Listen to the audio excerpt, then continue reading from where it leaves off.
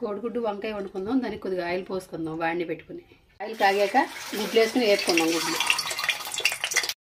గుడ్లు వేగాక దీంట్లో కొద్దిగా పసుపు వేసుకుందాం. గుడ్లు వేగిపోయినాయిగా తీసేద్దాం ఫస్ట్. ఆయిల్లోనే కొద్దిగా ఉల్లిపాయలు పచ్చిమిరపకాయలు దీంట్లోనే కొద్దిగా సాల్ట్ వేసి మగ్గించుకుందాం బాగా. ఇలా ఉల్లిపాయలు వేగిపోయాక వంకాయ ముక్కలు వేసుకోండి. బాగా కలిపేసి మూత పెట్టి మగ్గించుకుందాం.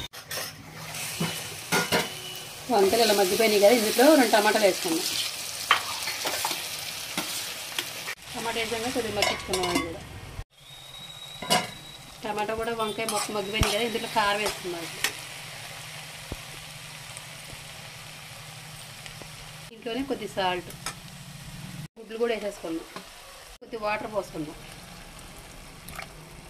కొద్ది వాటర్ వేసి బాగా కలుపుకొని మూత పెట్టి కొద్దిగా ఉడికిద్దాం.